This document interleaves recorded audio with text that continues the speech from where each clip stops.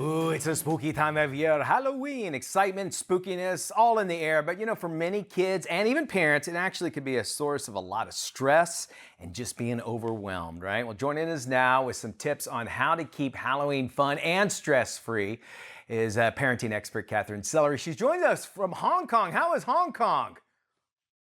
Hong Kong is a blast. We're having so much fun. Well, good, as you should. I love always finding out every time you come to us where you're at in the world, and I love it. This is kind of important because kids love Halloween, and we were talking earlier on the show how it's a day where not only kids but as adults we can dress up and we get to act like kids as well. But you Oh, say, as far as the kids go, there could be a lot of stress that happens, and you've got some tips here to maybe just keep that stress level down. First one is just finding the costume. You're saying forget, there is no perfect costume or custom costume, am I right?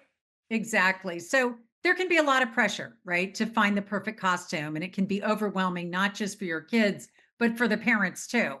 So it's really important. Don't stress around the perfection. The focus should really be on fun, self expression.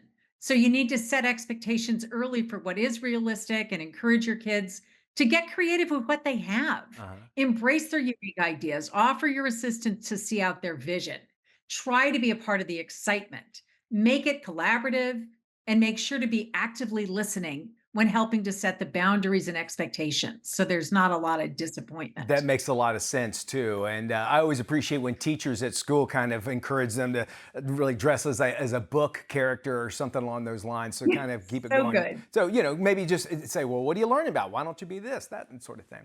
You say self-regulation is a Exactly. big part of Halloween. Now, this is also not only for kids, but for adults too. But let's stay with the kids. Self-regulation. Are we talking about candy? So we're talking about emotional regulation, but with all the sugar, all the excitement, all the social pressure that kids have around them, it's so easy to become overstimulated during Halloween. Okay.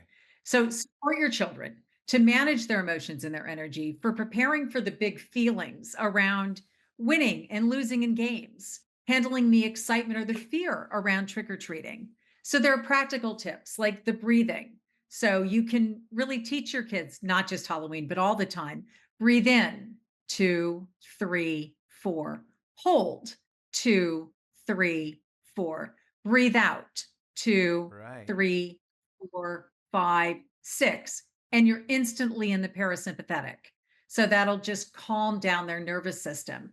And one of my favorites, we call it the magic eight, is you just take two fingers and you can show your kids just demonstrating by taking the magic eight around their eyes, and they can choose the direction and go back and forth, the amount of pressure. And again, it regulates the nervous system. It actually connects both sides of the brain. That's So it's a really easy one to do. I want to start doing that myself. It's actually, yeah, it feels Yeah, good you too. can do it yourself, Mitch. Very nice. I need to do And that. then language, you should try. Like getting bigger than what's bugging you is like the favorite. So, how do I get bigger than what's bugging me? To have something in me that's mad, sad, upset.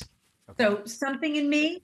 And then I can say to my kids, looks like something in you. So, it's so different when it's something in me as opposed to I am the big feeling. I So, co regulation with them helps so much. All right, very good. I was thinking maybe the overdose of regulating the candy, but that makes so much more sense because your stress as an adult, it goes on to like the kids. I can totally get that, Passing it right down. which it talks about is the kids are going to remember the fun that they have. And so you say have a meaningful Halloween memory. And what are some things that we could do to make sure that we ensure that? Well, it's not just about the costumes and the candy. So it's the whole season, autumn, fall. It's an opportunity for the bonding, the memory Yeah. building, storytelling, baking treats and spooky snacks together, carving pumpkins. All of these wonderful memories get created and they're lasting. But they're so much more valuable than whether it's about this store bought candy or that perfect photo or costume. It's about just all of the time that you get to share doing fun I things. agree with that. And finally, you say that empathy behind the mask. Tell us what you mean by that. Yeah. So, in the world of trick or treating, Halloween can also be a great time to teach kids about empathy. So, it's a wonderful holiday, an opportunity to model empathy, behavior that encourages your kids to think about other kids.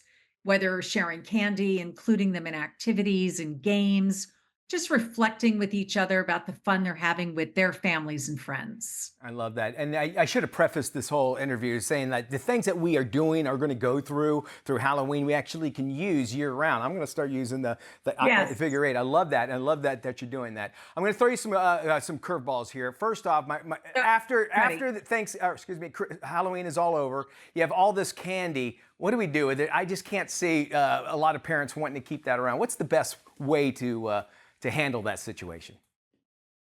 So some parents, want to share it with other kids in the neighborhood, or they'll want to take it to a charity, or Oh, they'll okay. want to take it to, other places where they're, kids who may not have had as much opportunity to trick or treat can also join in.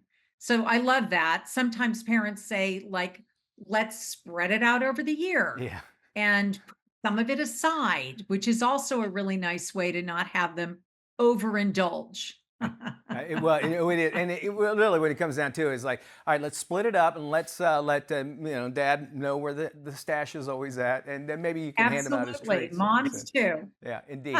And then final question, just an age. What age do you think stop trick or treating? You shouldn't be trick or treating after this age, or is there one? Gosh, I think that trick or treating is one of those that children and adults really enjoy. Okay. I think you might change though from like older kids going door to door, Yeah. and they may end up doing something more on their own with their peers as opposed to the door to door thing. Very good, So as Catherine. long as a child is enjoying it, right? You don't want the kids to feel I intimidated agree. by really big. Thank you so much Yeah. for joining us. You're Appreciate you having you welcome. on. You want more information? Visit our website, our free parenting book.com.